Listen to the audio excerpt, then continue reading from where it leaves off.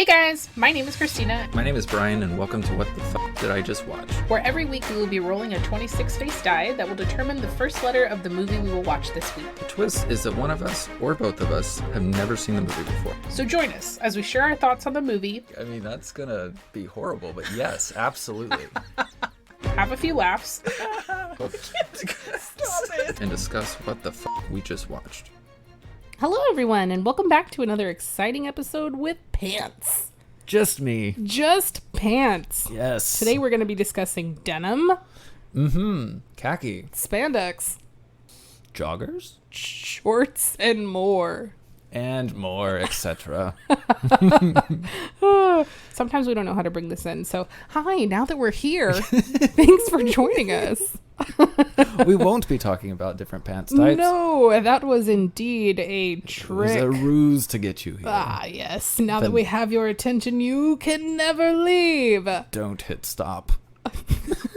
Never stop. Nope. Never stop, never stopping. All right. So this week, we had the pleasure of cheating the system just a little bit. And we decided to watch The Rise of Skywalker. I don't think it was a cheat. It was. Didn't we have S? Yeah. And we skipped Star Wars. The Rise of and just went straight to Skywalker? No, it's Star Wars. The Rise of Skywalker. Oh, I thought you said cheat. I mean, we kind of cheated because it's, but Yeah. it's still Star Wars. Okay, whatever. You just want me to be wrong. It was better. I mean, the way I put it was whenever we did Last Jedi, we had a T, and it was The Last Jedi. You're right. We did say we weren't going to do that. Yeah, but so this is not as much of a cheat. Yeah. Yeah. It's great. It's fine. Cheating is fine if you can back it up with excuses. Oh, you heard that, kids. Go tell your parents the great information that Pants gave you today. I hope there's no kids listening. But if you are, welcome. Yeah, go do your homework and then come listen to us. Santa's not Actually, real. it's summertime, so enjoy it. We are sitting in the last week of Pride Month. We are, as of this recording. Yeah.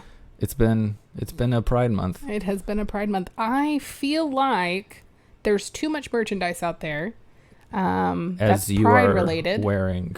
I was about to get into that, so maybe you should just shut up and let me talk. An angry lesbian.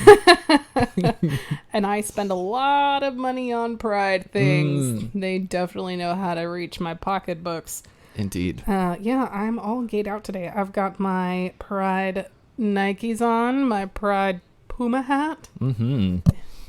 Indeed. Yeah.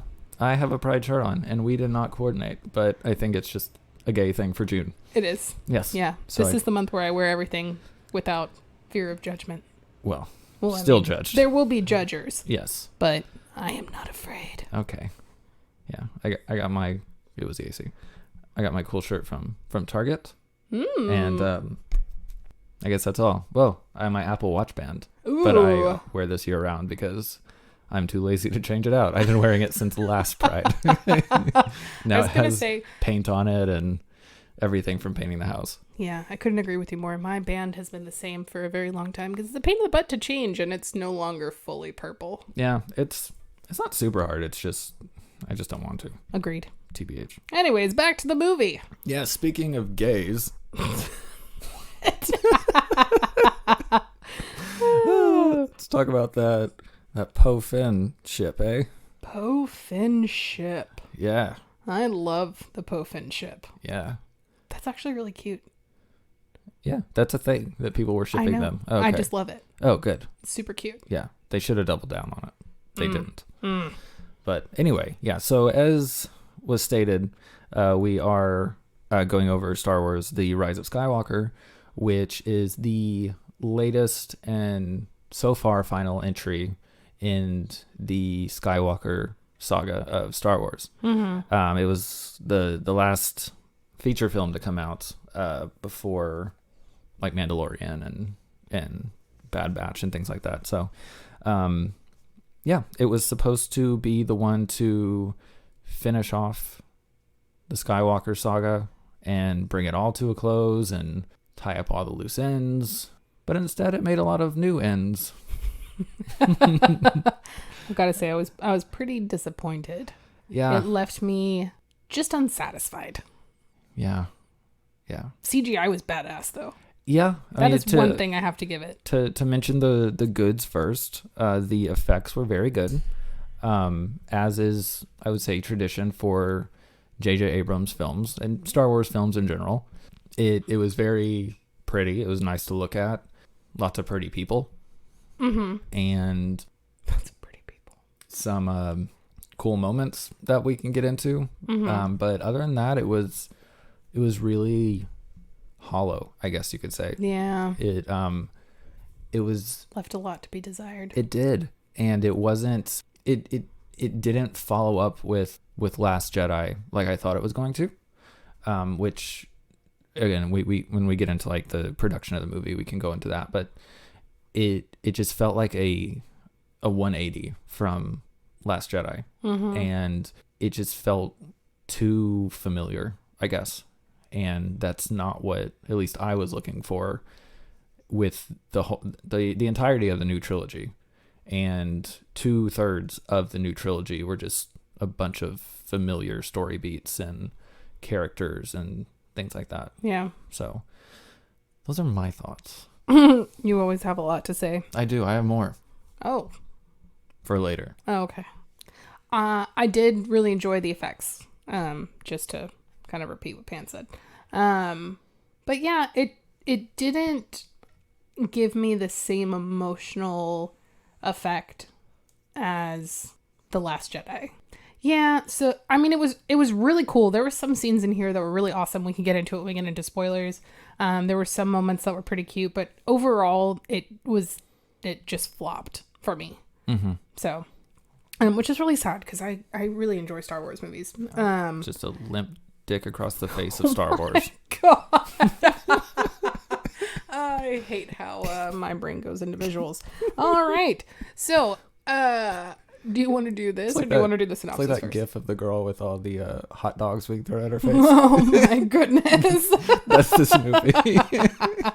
Never to make it in her mouth. Yeah, nope. Just disappointing all around. So yeah, Rise of Skywalker came out in 2019, and it was directed by J.J. Abrams, also co-written by J.J. Abrams. It is starring Daisy Ridley, John Boyega, Oscar Isaac, and Adam Driver. I love him. Okay. The budget for the movie was $275 million, and the gross domestic for use in Canada was $515.2 million. Good for you. The IMDb score for Rise of Skywalker was 6.5, and the Rotten Tomatoes is 51% with an audience score of 86%. That's bullshit. And it is streaming on Disney Plus, as is everything else relating to Star Wars. Yes. Except the Christmas special. Which can only be found on YouTube. Oh. YouTube is luckily free for everyone. Which we will be reviewing for Christmas time. Oh, nice. Okay. I'm so excited. I'm excited for you. Good. So I'll hit you with the synopsis. Like a hot dog in the face. Okay. In the riveting conclusion of the landmark Skywalker saga, new legends... What did I do? Oh, nothing. I'm just laughing because it's the landmark Skywalker saga. I'm so accustomed to you being mean to me. No, continue. Okay, well now I have to start over. All right. It's embarrassing. In the riveting conclusion of the landmark Skywalker... Damn it, Pants! Riveting. Oh, God, okay. In the riveting conclusion of the landmark Skywalker saga, new legends will be born, and the final battle for freedom is yet to come. I'm not going to do this a 10th time. You'll get it. So, the words that stick out to me are riveting, as well as... New characters are born? New legends will be born. New legends are born. And the final battle for freedom is yet to come. Okay. Well, that's probably not true, because that's really all Star Wars is battling for freedom. No new legends were born. No. Some resurrected. I was about to say it, but we're not in spoilers. Yeah, well, I think that might have been in the trailers, if I remember correctly. Palpatine's laugh was at the end. Oh, yeah. Yeah. So I guess you would have to know how he laughs. I mean, be in his inner circle. Sure. I did see this in theaters when it came out. I actually was not too excited for this one. I believe me, my husband, and a friend of ours went and saw it at a very late showing. I want to say we saw this at like 11 o'clock because it just sold out. At night? At night. And I also believe we saw it in like the Dolby Digital. So it was all like the fancy chairs and the fancy sound. And I miss the fancy chairs and the fancy sound. It was very nice. Which that experience did lend itself well to this movie. So, I mean, the sound was great. There's a few like sound effects I told you that I really liked before, which we can get into. And it all just sounded super awesome in the theater. And, you know, there is something about seeing a new Star Wars movie in a group of, or in a theater that you know is of Star Wars fans. Like, you know the people who were there at 11 o'clock at night for an almost 2.5 hour movie are fans of the series. Yeah. So it was fun whenever there were like, you know, the few moments when cool shit happened. You know, there were cheers and applause and stuff like that. So that's always fun. Other than that, I mean, with you having seen it for the first time on your TV on Disney Plus, I mean, you have a good sized TV in your living room. Yeah. Like 65-inch-ish. You're just going to tell people what I have in my living room? They don't know where you live. I'm just trying to give them the experience that you had. I believe so. I don't know. Yeah. Yes. I mean, I know it's pretty high up on the wall, but... oh my. Okay, you don't ever want me to bring it up, but you brought it up. So prepare to hear the rest of it for a while. I can bring it up. So I did bring it up, and I put it way up there. That time that Pants volunteered to help me move in and decided to mount my TV in the stars. And then when I asked him to bring it down, he got very mad at me. And I did bring it down. It's still very high. Yeah. But I think that what really set it home for you was that you were at my house on the couch watching TV with us and you felt the neck pain. Yeah. And you were like, okay, you're right. It's funny though, because your other TVs are mounted and they look great, but you come to my house. I didn't mount those. You mess it up. Who mounted them? Stefan's dad. I should have had him come over. I did a great job, is the thing. It was just a little high because I didn't anticipate the back of the TV where the mounts go being so low on the actual TV. We should have checked. We should have. And I'm sorry you didn't think about that. I mean, but I did the job that I set out to do. It's not coming down, is it? No, I did my job. So get some recliners and shut the fuck up. Yeah, that's like taking your dog to the groomer and having them groom your dog in a certain way and then coming to pick the dog up and it looking like a golden... And your dog being mounted on the wall. That's not what I'm trying to say. God. So anyway. The point of my story is that you pick up your dog and it doesn't have the right haircut and they're like, I did my job. Pay me. Yeah, it'll grow back. No. You would request a refund like the Karen you are. I'm not a Karen. Sorry for any Karens that aren't ugly, but yeah. So anyway, that I was just trying to set the stage for how you watch the movie. Indeed. So with my neck cranked at 180 degrees.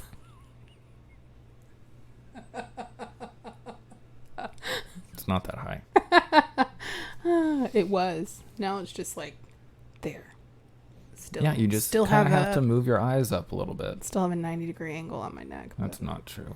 Anyway, but yeah, I think had I watched it for the first time in the same manner you did, it would have been an even worse experience just because I did get to see it with a bunch of people who enjoyed Star Wars and at like the best screen possible for our area. Mm-hmm. So I watched the first part and Liv fell asleep. This is becoming a trend, babe.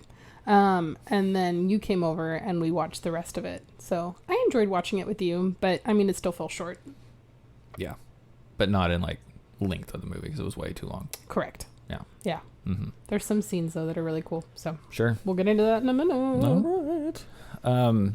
But yeah, I did want to touch on the kind of troubled production of the movie before we get into the spoiler part of it. So Colin Trevorrow was actually supposed to be writing and directing this movie.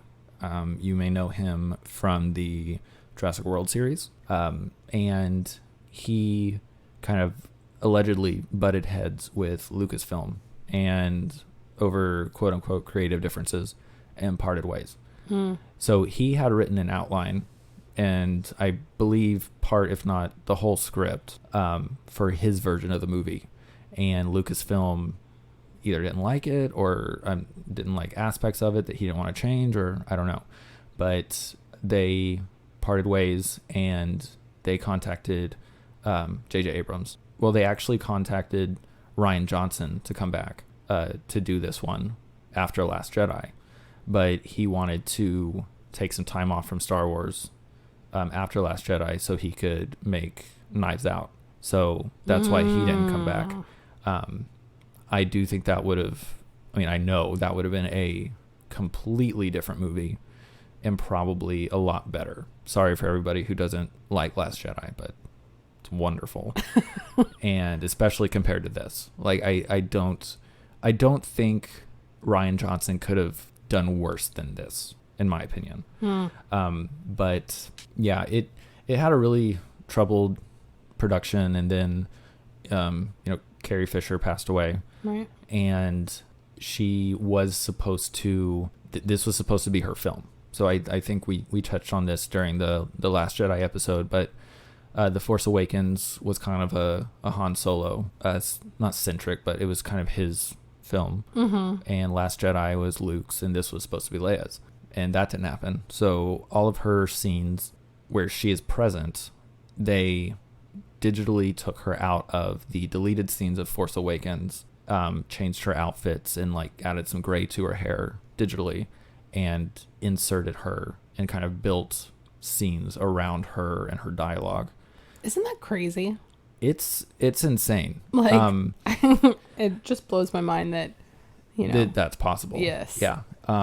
They came out and said that after she passed, they were not going to be digitally inserting her into the movie as far as like a completely digital version of her, sort of like what they did in Rogue One with Tarkin, or at the end of Rogue One where Leia is there and it doesn't look great.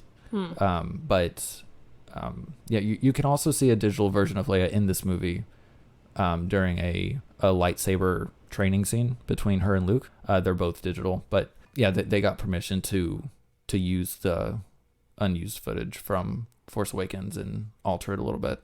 And we'll go into it, but I think it could have been handled differently, because I don't think those scenes actually work. Yeah. To me, especially I think that was partly colored by me knowing that they put her in digitally before I saw the movie, so I knew kind of that those scenes weren't natural, I guess you could say. Sure.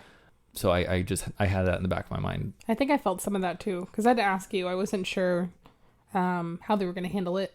Right. And I think that I could tell that her clothing was put in there digitally. Oh, yeah? Because, I even asked you, like, did they see... I couldn't tell.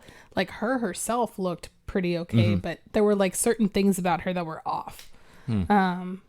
I've mostly looked, whenever I watched it again, and when I was watching the last half with you, I was looking more so at, like, her immediate surroundings to see if I could, like, see where they stitched it together, which I couldn't. So, that good on them. Yeah. But I don't think the scenes are very natural. And I think they just kind of shoehorn those in at the end so she would have a part, which I understand. But I don't know if I don't have any suggestions on how it could have been done differently, honestly. But I'm sure somebody does, and they should have done that instead. Whatever the other thoughts are. Whatever it is, it's probably better than this. So no more initial thoughts? All good? Yes. Okay. So we will now be getting into spoilers for Star Wars: The Rise of Skywalker. Spoiler warning. So, the dead speak, Tina. The dead. The dead speak is the first line in the opening crawl, complete with an exclamation point. And I hate it. The opening crawl of the movie just pretty much, it sets the stage of the bullshittery that you're about to experience. And just the outlandishness of what they did with this movie. It says in the opening crawl that, of course, they're still battling, they're still warring among the stars and stuff, and oh, by the way, Palpatine is back. He's alive, and therefore the dead are speaking. I don't even remember the opening.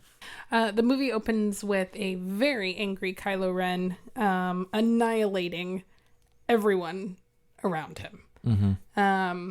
The way that they used the Force in this movie as well was very interesting. Yeah. So he's helmetless still, having broken his helmet in Last Jedi, which I thought was a great thing that they did for him in Last Jedi. Mm-hmm. Like they stripped him of trying to be that Darth Vader fanboy that he started out being, and he could just show his face and be like his own Sith ruler if he wanted to do that. But no, actually. So in pretty typical J.J. Abrams fashion, we're just going to rely on nostalgia, and we're going to bring the mask back, the helmet, and we are going to give it a little cool flair, which is these red lines where it was smoldering. Is that it appeared to be smoldered back together? Maybe. And it looked like the surface of a volcano. Sure. Like magma. Yeah. Magma. Into that. Or lava. Magma's on the inside. Lava. Sure. It might look like magma too. We don't know. All I know is that Rey can see through the cracks in his mask. She can. That was so corny. This whole movie was just... There were a lot of really... It was a cornfield. A cornfield. Except there were children in it. No close-ups of the corn. Well, no. Yeah. But there were children flocking through it. That's true. Murdering their parents. He did murder his father. Okay. So the children of the corn analogy works. One child. Yeah, there's a lot of father murdering. Ben. Yeah. A lot of daddy issues in Star Wars. Too many. Yep.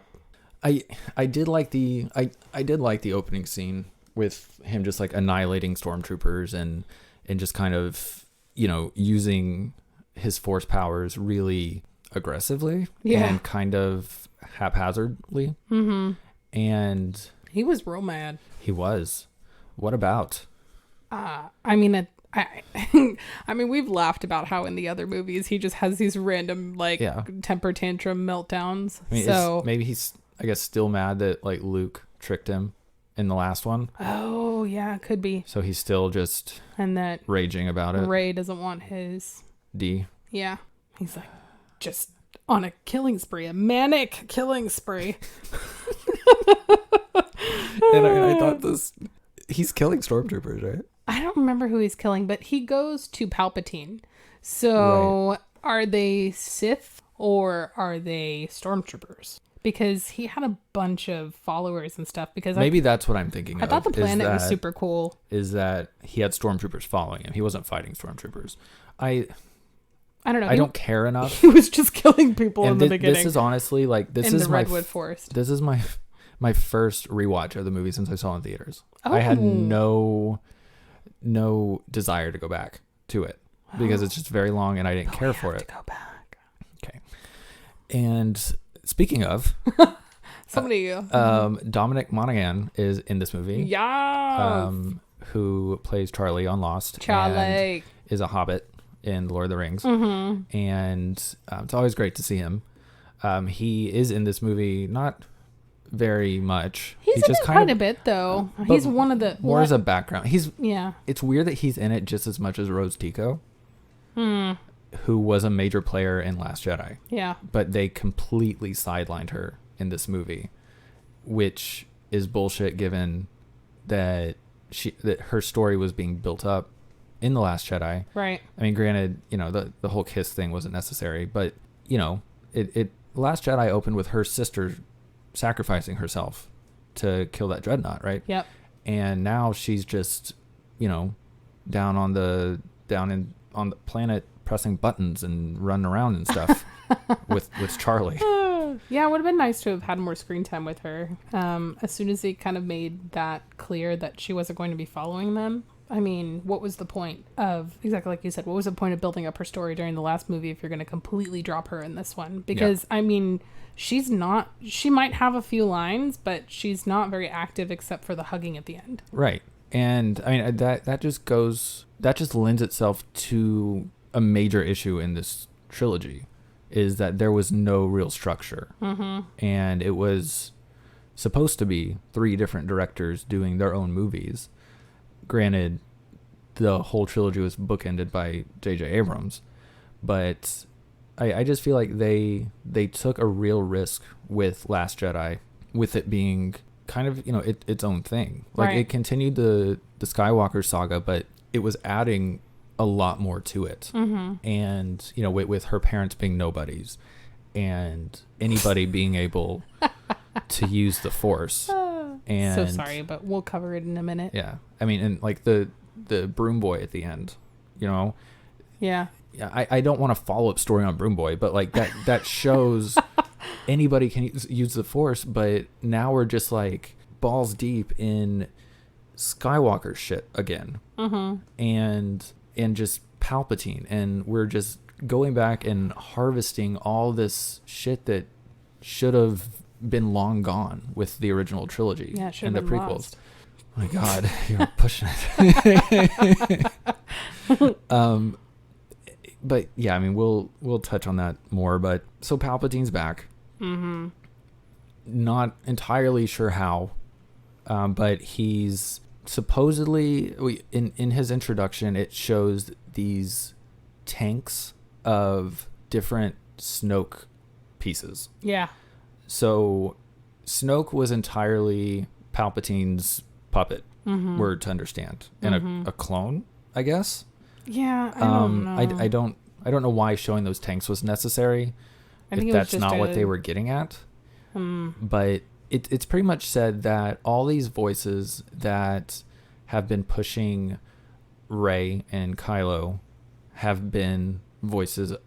It's been Palpatine the whole time, pulling the strings. So when Kylo is hearing Vader, when Kylo is hearing his dad, blah, blah, blah, it's all been Palpatine, who can change his voice better than anybody, I guess. He's got one of those car microphones that have the different options for voices. Yeah, like the guy in Scream.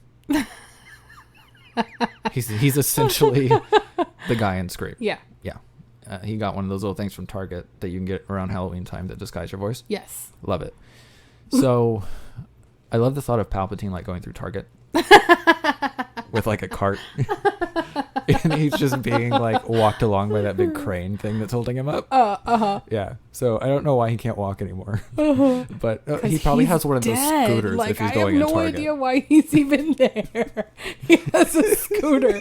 I'm sure he just uses the Force to like hover around Target. And as he finds things, he just forces them into his cart. With no consent. And he does not check out. No. He's definitely the guy that walks out with unpaid merchandise. Floats out. And the Walmart, you're right. And the Walmart greeters are like, wait. And he's like, whoosh. We're at Target. They don't have greeters. Oh, yeah, well. He doesn't shop at Walmart. In this scenario, there are greeters. He's strictly a Target shopper. It's because they've been watching him for shoplifting, and they want to stop him. But he's like, it's Brittany, bitch. I don't know. It just doesn't make any sense why he's back. It was interesting to see him again, though, because I remember when I was younger, because I was introduced to these movies when I was, a kid. He used to scare the crap out of me because he's a pretty big bad guy. And there's a scene where he's like being, electrocuted and fried. And the effects were... Are you talking about this movie or no. Revenge of the Sith? Revenge of the Sith. And that scene is so long of him just being like fried. I don't know how else to put it. I just remember that used to give me... I used to have nightmares. Palpatine nightmares. He was pretty scary the way he was just like, and like shaking and his eyes were... Yeah. I don't know. It's probably not that big of a deal, but I'm not going to lie to you. I haven't circled back to that particular scene because it makes me really uneasy facing it. sorry to hear that. We were talking about avoidance today. I avoid that scene. So yeah, the whole reveal of this movie, which did kind of surface in the trailers, was that he is back and he's been pulling the strings, and it's revealed in the movie that, you know, Kylo lied to Rey in The Last Jedi in that her parents were not technically nobodies, but he tries to frame it as if he wasn't lying to her. He was just saying that they're nobodies to you, to X amount of people. It was a very like particular way of like backstepping and retconning what he said, and it was very forced. But apparently Rey's father is Palpatine's son, and they left her on Jakku as a kid to protect her from Palpatine. So it takes everything The Last Jedi sets up and just shits on it. Yeah. And it's really disappointing. And why does Rey have to be a Palpatine? It doesn't fucking make sense. Yeah. And who is Palpatine having sex with? I mean, I never watched Palpatine in any of those movies and just sat back and was like, that guy fucks. Zaddy. No, yeah. Never. That guy fucks. I just took in what you said. Yeah. No, yeah, he's even before he has, you know, like the fake facial reconstruction. Yeah, he's not a very good looking dude. I thought it was a really interesting choice. I noticed that in the trailer, so Rey is having, I think she's training, right, in that moment. Yeah, it's like her first scene in the movie. Oh, she says she's going to go train after she has her little moment with Leia. Right. And she's running through the forest, and she jumps from left to right. Right to left, actually, in the movie. Sure. And I thought that was weird because I had remembered seeing that. And so I went back to the trailer and I noticed that in the trailer, they chose to actually flip that scene and have her jumping from the left to the right as if she's moving towards something. And I don't know. I wanted to bring that up because I really like the way just that subtle difference just made you really excited during the trailer because you're like, yes, we're moving forward. This is a new movie. Like, we're going to bring some new things in. Right. When they did and they the didn't. Exact opposites. So I just wanted to say you got my ass on that one. Yeah. I mean, it's subtle. And honestly, I didn't catch that. Yeah. But I mean, good eye. Yeah. Because only reason that I bring that up is because, oh gosh, this is like a tiny spoiler for Mosquito Coast in case anybody is watching that. And it's not a huge spoiler, but I noticed that when they're traveling, and I won't say too much because I want you guys to listen, but when they're traveling, they're moving from the right to the left because it feels like you're walking away, because that's what they're doing. They're trying to get away. But for her, they did it left to right because that's the way our eyes follow things naturally. Right. And so she was moving forward. But yeah, they didn't really follow through with that. Yeah, it makes a lot of sense. Like that they wanted us to go into this thinking that this was going to wrap things up, and just kind of bring, and it does bring the story to a close, but not in a way that's moving forward. It's definitely, as I mentioned multiple times, and I'll probably keep doing it, it's just heavily reliant on nostalgia. Yeah. Of the entire series. And I mean, even through that scene with Rey's training scene, she's training with one of those little training spheres that Luke has in A New Hope. That made me excited. It was a little bit nostalgic. Right. And that's what, I mean, every big scene in this movie has something that we've seen before. Played in a different way, but it's all really familiar. And while I like that sometimes, I like it as like Easter eggs. Right. But not a whole movie. Right. I mean, one of the best battle action scenes, even emotional beats in the movie, is Rey and Kylo fighting on the water planet, on the ruins of the Death Star. I mean, that was... It was beautifully shot.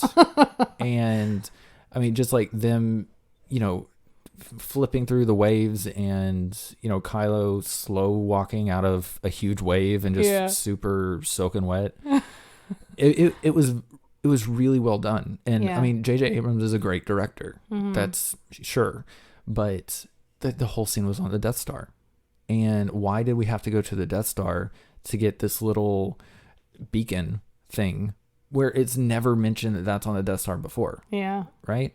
Why wasn't it destroyed when the Death Star was destroyed? Because it's indestructible. Is it because it gets destroyed? That's the rules that they're playing by. it pretty quickly gets destroyed. Yeah. And it was, I mean, I almost have to argue with you because to me it was pretty cool to see that, especially in such a chaotic environment.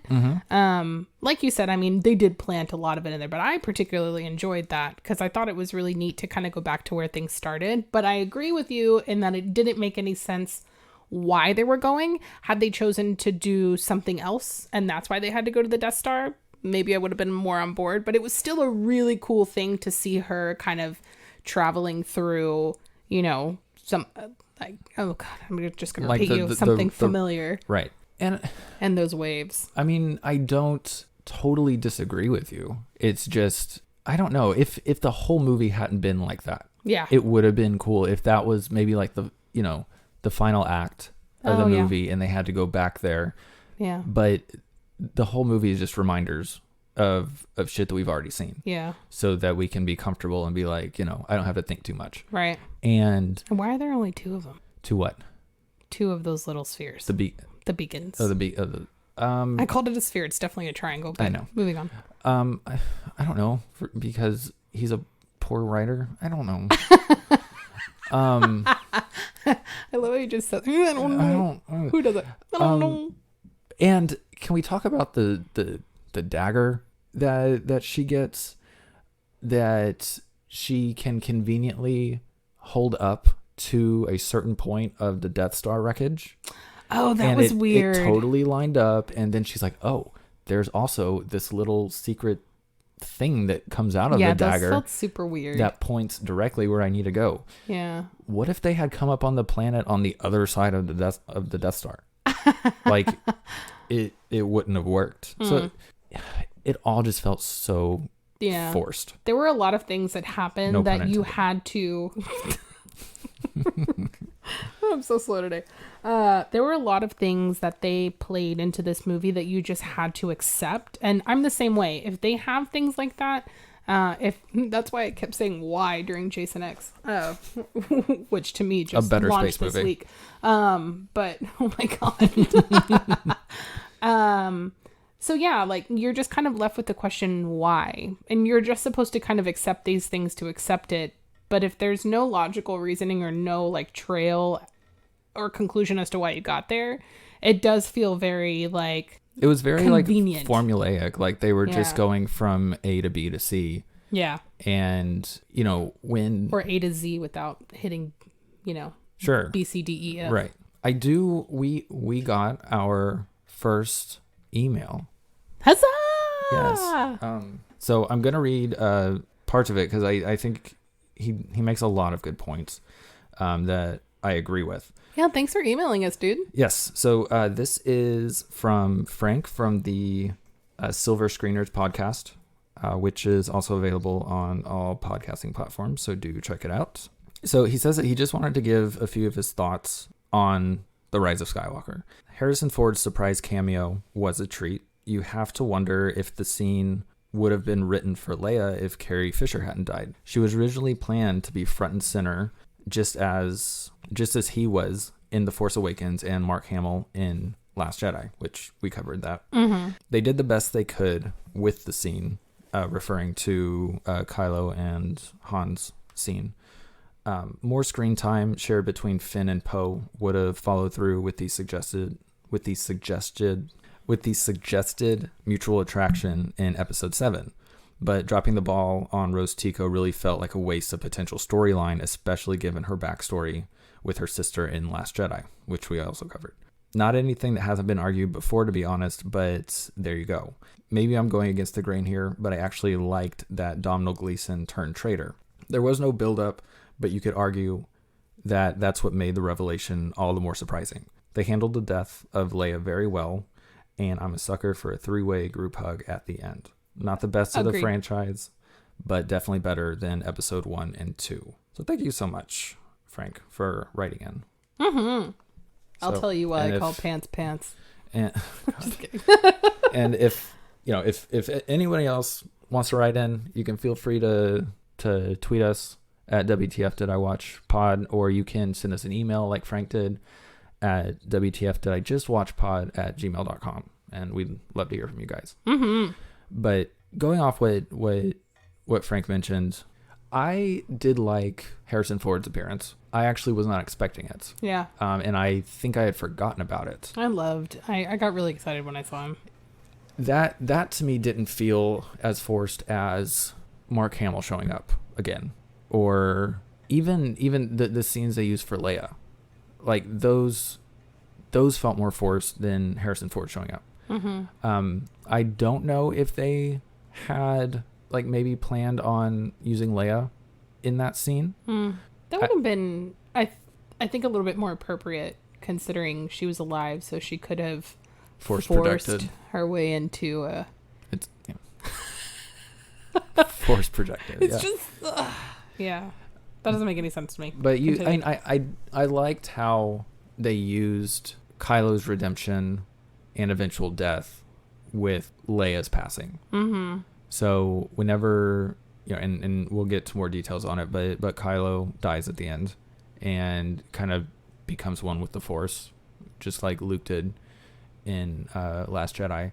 And so he disappears, leaving his clothes and stuff. And at that point, the sheet that Leia's body is under sinks as well, showing that she also became one with the Force. I was sad that they kind of ended it for him. I understand why, because suddenly now we can just exchange life force. But that was really rough too. I hated it's that. like gaming where, you can lend people your healing abilities or whatever it's you want to call it. It's not something, and I'm not really versed in like the extended history, like the books and the comics and things like that with Star Wars. I normally stick to just what I can watch. Yeah. Right. So all the Disney Plus shit, can you Disney not? Plus shit. I'm sorry. I was trying to read my notes and I forget that it's right in here, but it's because I'm not being loud enough. Go ahead. All the Disney Plus shit and, everything that's come out on TV and or in the movie theaters is what I've watched. So it's entirely possible that this whole giving somebody like an extra life is a thing. And if I remember right, this movie came out right at the beginning of The Mandalorian on Disney Plus, and the week that this movie came out and they showed this life force exchange, they did it the following week in Mandalorian. And I have to assume that was planted so that they could show you in theaters that like, hey, this is canon, we can do this, and then show you in the show. So yeah, you're not dumb. And then for her to know, there's that scene where they're in the cave and there's that giant alien serpent looking thing that's injured. That's the first time that we see her do it. Right. It felt really weird for her to just be like, oh, you want me to heal you? Yeah. Trust me. Yeah, she can talk to animals now. And then, like, it's one thing to introduce the concept in this last movie, but then they just, like, force it down your throat. Yeah. Like, they show her doing it to the serpent thing, and then she stabs Kylo with her lightsaber when they're on the Death Star. And then she heals him right away. Why? I mean, why even go through the trouble of killing him? Well, she wanted to show him that she was boss. Okay, whatever. And then it was very weird. But then that kind of almost brings up the question, like, did he do it because he shouldn't be alive? Because she gave him an opportunity to prove himself. Sure. I mean, maybe. I just don't think the movie's that deep. Yeah. And then, she dies later by, killing Palpatine. And he gives her a life force. Even though he doesn't have any left. Well, that was his last one. Yeah. I mean, he just looked like he was like... It was probably the one that she gave him. Oh, yeah. He was like, I'm just going to borrow this for a minute. Or maybe Leia did too. That's why she said it was going to take all of her energy to get to him. I don't know. I'm stretching it because I'm trying to make sense of it. I mean, I just think Leia went... She wasn't able to cross over, if you want to go there. Sure. Until the world was done with her son, I guess. Like, she was going to wait for Ben him. Again. Right. Yeah. Are you done bitching about this movie now? No. Because I would like to see something funny. Okay. Whatever. Now that Pants is off his soapbox, I want to bring up my favorite line in this movie. So there's a scene where the whole gang is together. They are leaving the Aki Aki festival, which reminded me of, the Mahi, Desert Man. Or is it the Burning Man? The Burning Man. It the just Desert looked Man. like, the Burning Man. Which I've never gone to, but I've heard some pretty crazy stories about. So they are trying to escape. They land in some sand that's actually quicksand and end up in caves. Right? So Poe... So sorry. Poe is asking everybody... I think he asked Finn and Rey if they're okay. And you hear C-3PO in the background going, "You didn't say my name, sir, but I'm all right." Yeah. I have that written down as well. Yes. I love him. I did think that, they made him a little more pathetic in this than I think that I've seen him in other movies, but it was very funny. I think that this was a really nice way to give C-3PO his last, right. Parts in a movie and just really like go for gold and give him some really funny lines. Because he's gold. Oh, yeah. Because that made me laugh so hard. I did think it was cool that festival, they mentioned it was done like every 42 years. Uh-huh. And it's been 42 years since the first movie came out. In 2019. Right. So I thought that was cool. I understood. There were some funny parts that landed, I think, that being one of them. Mm-hmm. I did like whenever they were on that planet and the stormtroopers were chasing them on those cart things, whatever they were. All the little scooter scoots. Sure. And one of them like jumps off with like a jetpack and Finn is like, "Oh, they fly now." And that's kind of how this whole movie is. Like, oh, they can force heal now. Yeah. Oh, they can pass a lightsaber through a little space Zoom meeting now. Space Zoom meeting.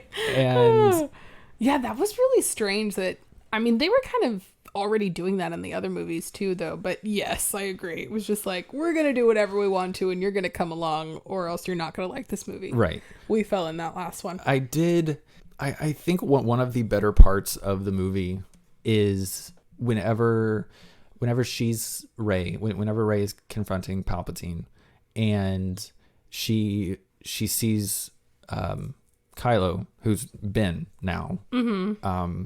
So it's assumed since he died on the Death Star and she brought him back, he saw the error of his ways, and he's ditched the mask, he's ditched the outfit, and he's just kind of wearing these raggedy, normal civilian clothes. Right. And it's safe to say that he's just Ben Solo right now. Mm-hmm. And Ben Solo. And he's going to try and help Rey out with Palpatine, and he runs into the Knights of Ren, the very not thought out group of people that follows Kylo. They were introduced in Force Awakens.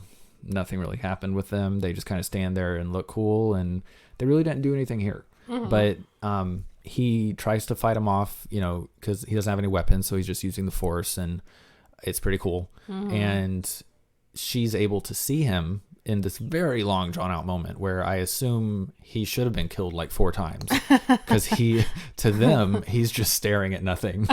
But we know that he's seeing Rey, and they kind of come to some unsaid agreement that she has her lightsaber raised to kill Palpatine, which he is wanting her to, because apparently killing him will put all of his life force and the whole life force of the Sith into her. Sure, they fly now. That checks. Yeah. So she takes her lightsaber and kind of puts it behind her back, kind of like she's wielding it up. But at the same time, it shows Kylo reaching behind his back, and he brings out the lightsaber that she just gave him. Right. I thought that was very cool. Via Zoom, yes. That was a fun moment, just because he brings it out, and the knights are just staring at him, kind of, and he kind of gives this like shrug, and he's like, "Yep, I'm gonna kill you."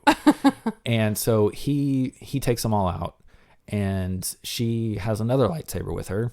That's cool.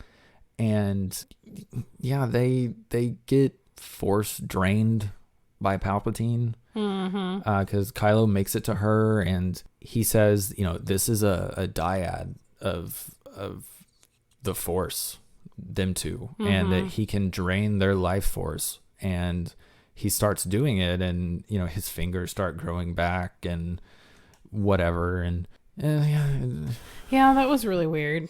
I agree. It was I don't like it. Yeah, the whole ending was kind of weird. I have to go back to C-3PO because there's one more line that I really liked. And I feel like you're being really negative, so I got to make people laugh. Okay, so it was when they find the really cool dagger that you've referenced, and it's written in this, is it Sith? Like it's Sith dialect or something like that? Oh, yeah, it's like an ancient Sith dialect. Okay, yeah, it's like an ancient Sith dialect, and C-3PO is like, oh yeah, I can read it, but he's like, programming doesn't allow him to do it. And I love that Poe was like, the one time that we need you to talk, you can't. Oh, he was such good comic relief. I really liked him. That's great. Yeah. Great. Tina. Also, Babu Frick was the cutest little dude.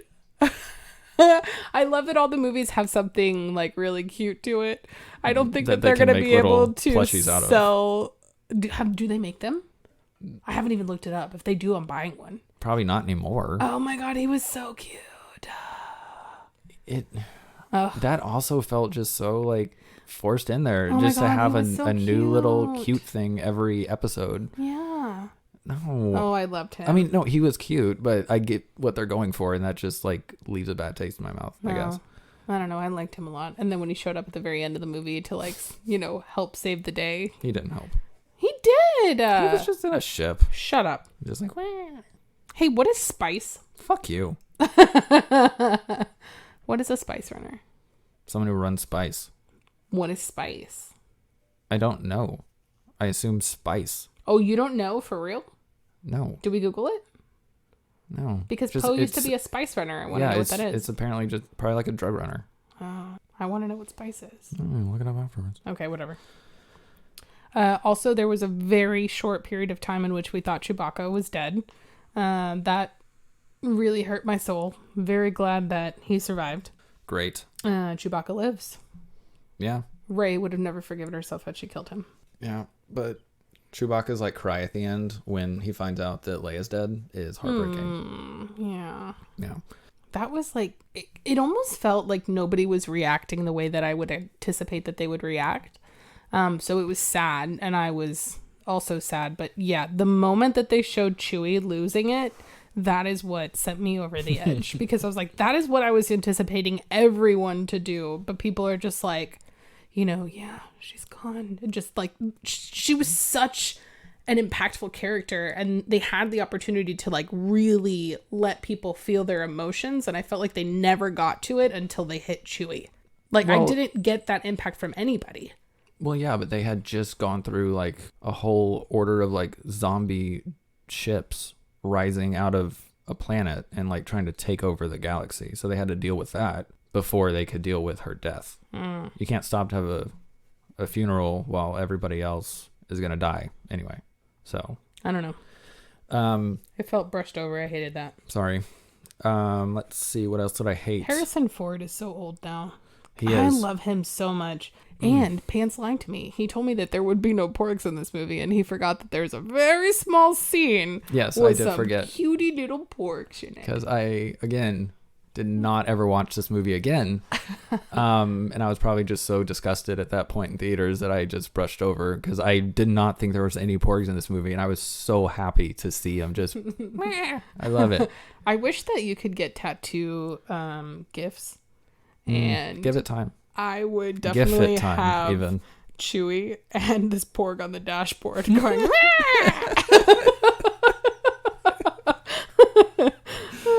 because that was so cute. Probably soon. I have very scarce notes for the ending of this movie, because it was just one of those things where I was just like, okay, they just want me to take it as it is. Yeah. But I really did like the red stormtrooper suits. I think they are fire troopers. Oh yeah, the ones that fly and shoot fire. Yep. Yeah, those were cool. Sure. I enjoyed that, and that's all I have left. Oh, cool. So I actually have one more, but we haven't gotten there yet. I am just really getting over you interrupting me. Are you done? I know what you're about to do.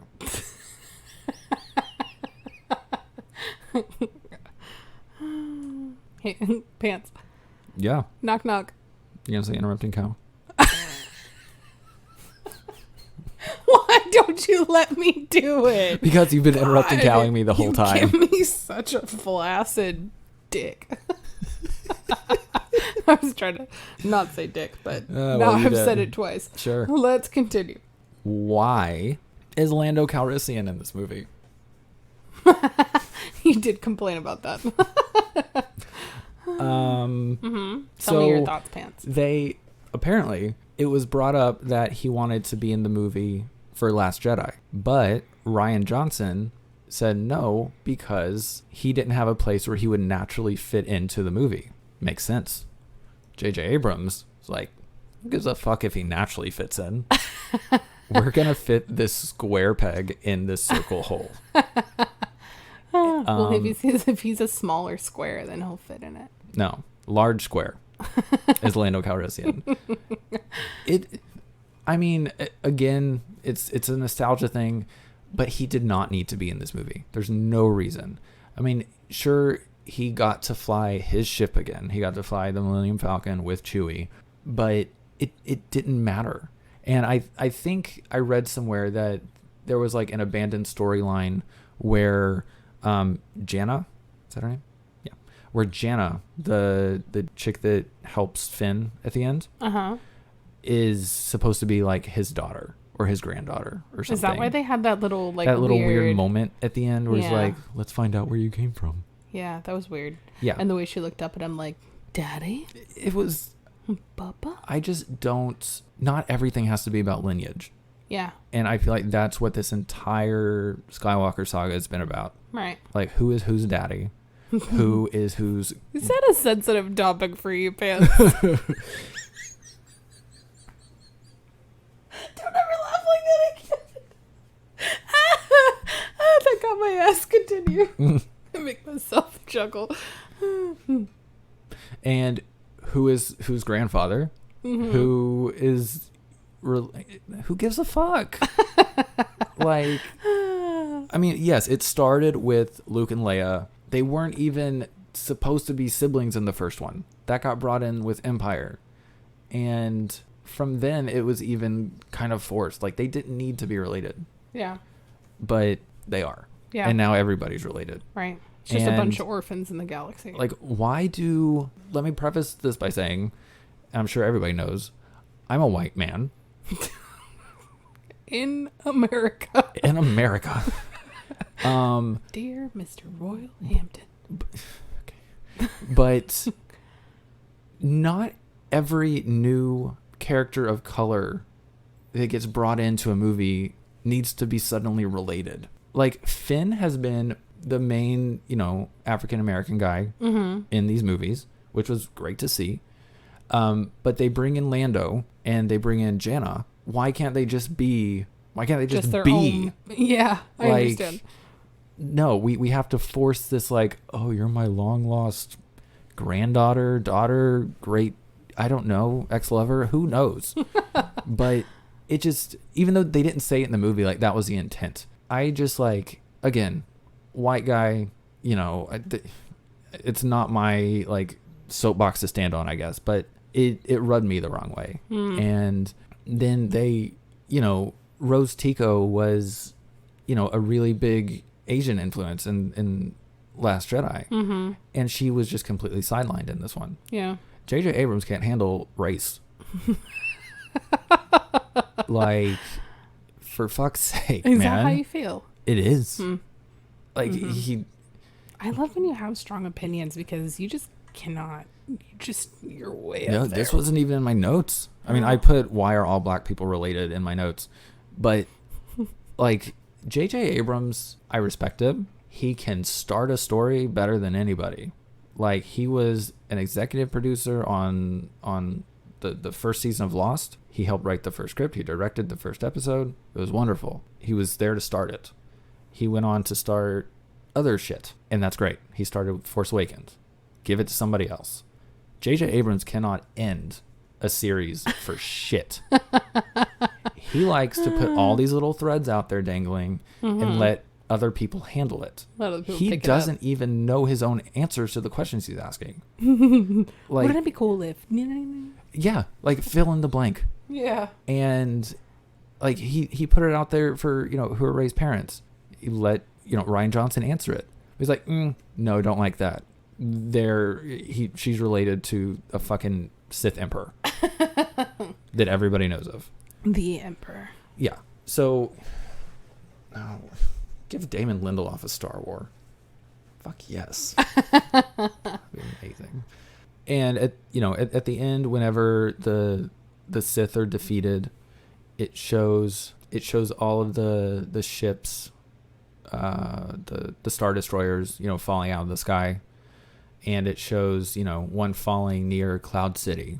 It shows one falling off Endor, and we see the Ewoks. Why? Yeah, okay, they're cute, but why? And because it was full circle. No, it wasn't. And you see him falling, near Jakku, where Rey started. Why? It was not full circle. Yeah. No. Yeah, they had to show you all these places for the last time. I'm sure we're going to see them again because nobody in Star Wars is creative anymore.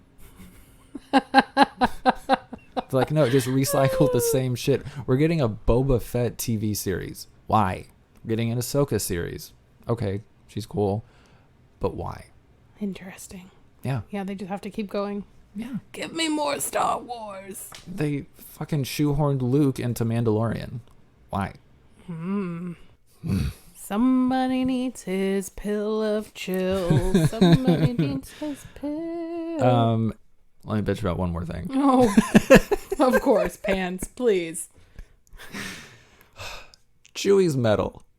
I know I've already bitched to you about it, because you didn't really see why this was stupid. Correct. So, for anybody listening, I'm sure if you're at all a Star Wars fan that have been on the internet in the past 10 years, you will understand what I'm talking about.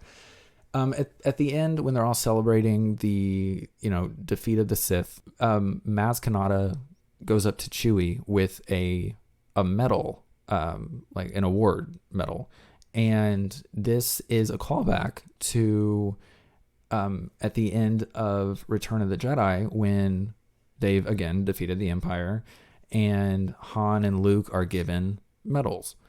Chewie is standing up there with him, does not receive a medal. It's never brought up again. And the internet exploded.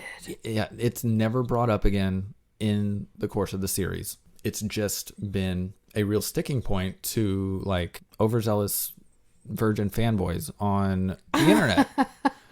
And that's presumptuous. It is. Okay, so you've had sex. Fine. Fanboys on the internet. Fleshlights don't count. Okay, you said that.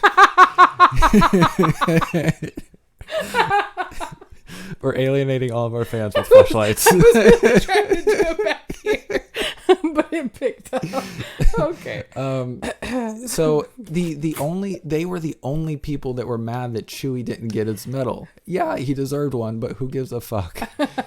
It was just a movie made in the 80s, and they didn't care about continuity or who deserves what. He's a Wookiee. Okay, give it to the two white guys. That's the 80s. Also the Trump administration. So Anyway, why is Maz Kanata giving him a medal that he didn't earn this movie? He was co-piloting the ship with Lando. There's no reason that I can think of that she would present him with this medal. Sure. Over, like, if we're just giving out medals, Rey is going to get a medal, right? They'll probably give Leia one in memoriam. And agreed. Most likely BB-8. Oh my goodness. And I can't believe I haven't mentioned him at all because he was so great in this movie. Yeah, he didn't need a medal, and it was just there for fans. It made zero sense inside the Star Wars universe. Yeah. Well, did it make you happy, fans? Let us know at WTF did I watch pod at gmail.com. No, the email has just in it. WTF did I just watch pod at gmail.com. Do you have a flashlight? Let us We're know. taking a poll. No offense to those of you who have flashlights. I don't have a dick. No, I don't know what's fine. going I've on never with used that. one, but I mean, They're just kind of like I these just- nasty little traps for your dick. I feel like it would just get really gross real quick. How do you sanitize like, it? a washing machine? Like the dishwasher? Maybe. I don't know. Like, I guess it just depends on the material it's made out You of. have to wash your out? Like in a sink? Because I think, like, not all of them are, like, two open ends. Like, some of them stop. So, yeah. Oh, I only have seen ones that stop. I guess they all stop. I was just thinking about, like, a Chinese, like, finger trap looking, like, fleshlight. So 2 dicks could fucking one. I don't know if you're into that. I'm sure somebody in the gay community is like, this is great. I'm sure. Yeah. But you're right. I guess they all do have stops. yeah, I it's don't a even wanna flashlight. talk It looks like about- a flashlight, but with a fleshy end Fleshy. that you insert yourself in. Gross. So the I mean, good for... sure. Speaking of sticking things in holes, Okay. the ending of the movie Where is this going?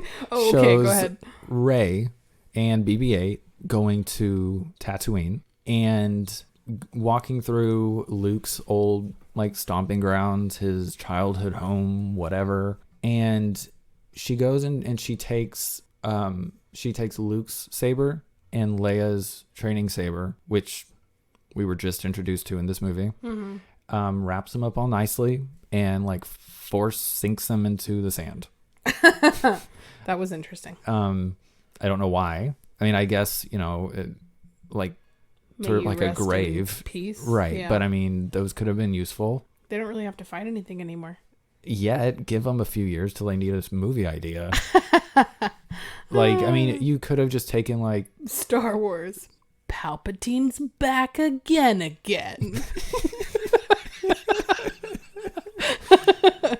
I mean, you had Leia's clothes, assuming that she just like poofed and her clothes were left. Could have buried those. Marvel.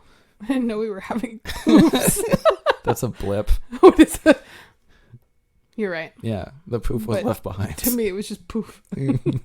Oh, that's right. I mean, Babies. they could have taken something. I don't know. But now someone's just going to find some lightsabers and whatever. And Rey now has her own lightsaber, which kind of looks like it was made from her like bow staff.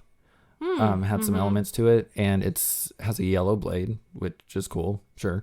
She is approached by this old woman on Tatooine. And this woman is like, "Oh, I haven't seen anyone around here in a long time. Who are you?" That's how she sounds. And Rey's like, "I'm Rey." And she's like, "Oh, Rey who?" One, nosy bitch.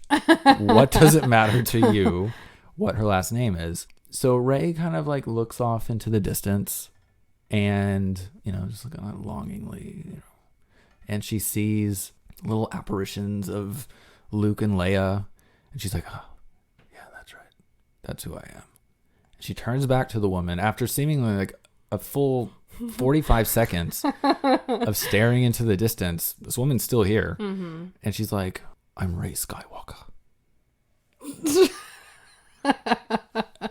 And then she just walks into the little the binary sunset on Tatooine with BB-8, and that's it. Yeah.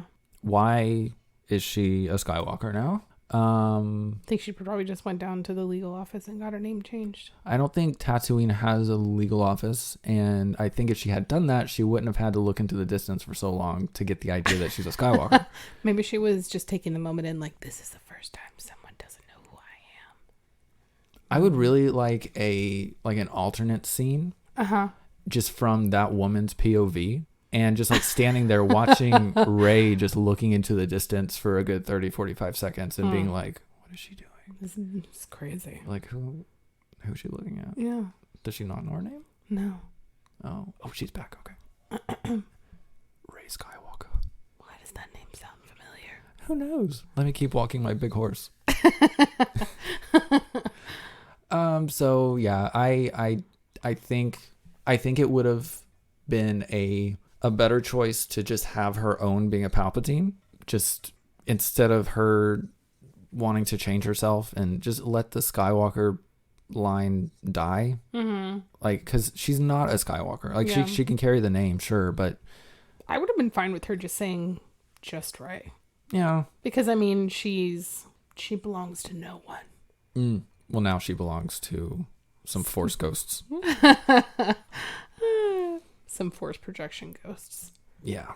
Yeah, it was weird. I like that lightning sound, though. Oh, yeah, you never covered that. I didn't. Whenever, it showed Palpatine doing anything, really, it showed, lightning flashing and stuff. And there was just, like, this really cool, like, string sound effect that went with it. And it was just, like, if you would take, like, what do you call those? Like a bow? Is that what, when you... Like a... Yeah, I don't know what it's called. Okay. Just if you would, like, run something against, like, violin strings, like, roughly. It was just very... Yeah. It was almost, like, screechy. Yeah. Ooh. I like that.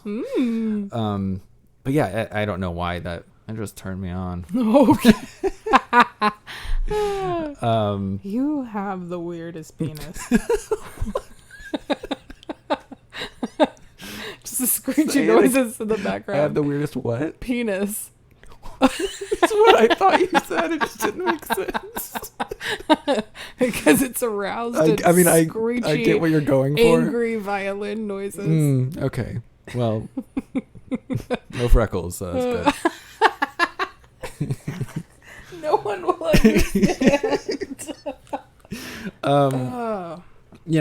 I did, it did play a lot on nostalgia, but I did like whenever Rey was, facing Palpatine and she had to get up the strength to actually face him, and she heard, the voices of, all the great Jedis of the past, and Luke was in there, Mace Windu was in there, Obi-Wan Kenobi was in there, both from Ewan McGregor and Alec Guinness. Yeah, I love him. And Yoda was in there, Qui-Gon, and Ahsoka was in there as well. So I thought all that was cool, even though, as far as we know, Ahsoka is not dead. So don't know why she was sprinkled in there when everybody else was dead, but she was hanging out with the deads. We forgot to mention light speed skipping. I didn't care enough. So, I mean, you can. It's fine. No, I'm not about it. But yeah, that was Rise of Skywalker. Yeah. Good action scenes, cool sound effects, bad everything else. Hey, Pants. Yes. How many sneaky lightsaber exchanges through Zoom? Wait, hold on, back up. Hey, Pants. Yeah. On a scale of 1 to 10, how many sneaky lightsaber exchanges through Zoom would you give this movie? God, I didn't like that. Probably a 4. Oh. Yeah. How the fuck does this have an 86% audience score on Rotten Tomatoes? I think people just are really excited about it ending. Or like to see the big, I think that's changed since it came out, because I know this movie had the lowest Rotten Tomatoes score of the entire Star Wars saga when it came out. Oh. And it had a pretty low IMDb score as well. Like 6.5 is higher than it was. So the 86% that's insane. I don't have a witty thing to say. Tina, on a scale of 1 to 10, what do you give this movie? It's okay. I've had to do that a couple times too. 5. 5. Mm-hmm. So you're just right down the middle with it. Yeah, like I said, it left a lot to be desired, but I really did like the effects in this movie. And I think that's what saved it for me, because the scene on top of the Death Star was like, I would gladly watch that. You think just on the effects alone, it gets a midway score? Yeah. That's insane. And also there's a couple of lines in here that are really great. Yeah. That's insane. Giving it a 5. It's also Star Wars. I can't rate it lower than that. Yeah, you can. Have you seen the prequels? You like the prequels. I do. God. We just have different thoughts on these. That's okay. It's okay not to be okay, Pants. It's not. All Where right. that's concerned. So anyway, we are foregoing a role this week. Mm-hmm. Because next week we are going to be discussing the entire first season of Girls 5 Eva from Peacock. It is streaming exclusively on the NBC streaming service Peacock right now.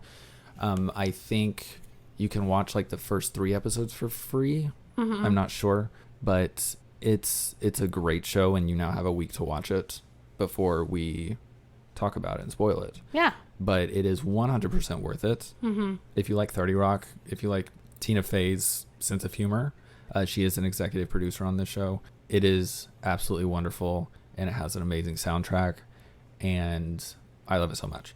So we are looking into having a special guest that nobody's heard of, but it'll be fun for us. Yeah. So I mean, we'll see if that pans out. they probably have. I know we've mentioned this person in previous podcasts. Sure, I use her Hulu. But So, as far as If you billboard signs, don't know her that way. no, not in, no, Oh, and shoot. Don't know. Bleep that, please. I won't. Okay. Because I said I use her Hulu. Oh, bleep that out too. Not going to. I've said it too many times. Okay. And we each have a different name for this person, so it's going to get real confusing real quick. But Do anyway. we have 2 special guests or just one? Just one. We only have 2 mics. I don't know how we're going to do this.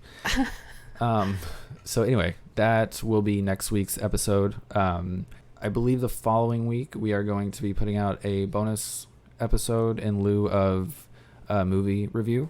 Mm-hmm. Because we are looking at some slight formatting changes for the show, and we're just going to give ourselves some time to get that together. Yeah.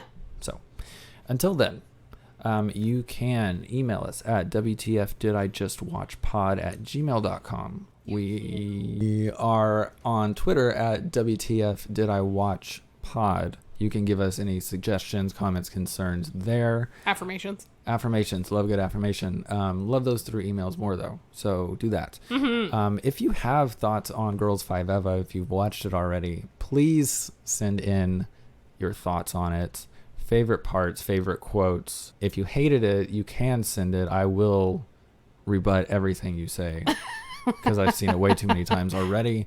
But please do that. We are streaming on Apple Podcasts, Spotify, Google Podcasts, or wherever else you listen to your podcasts.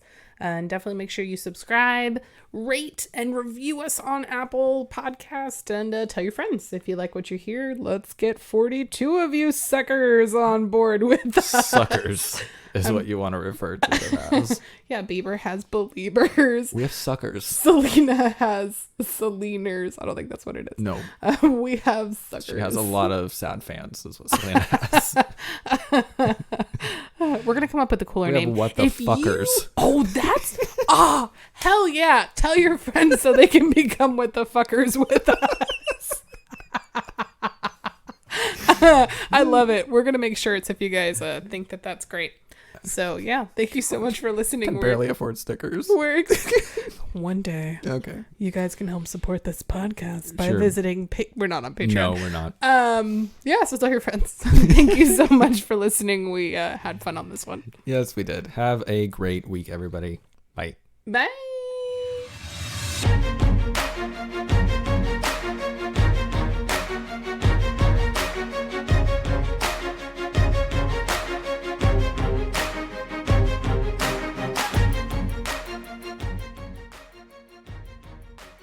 Speaking of Ben, Team Benifer. Continue. What does that mean? Jennifer Lopez and Why are Ben you bringing Affleck? that up? Because Ben. The Latina community is excited. Moving on. You just don't realize how hard editing is. You just don't. Why are you taking these things out? These are me coming into the podcast, you jerk.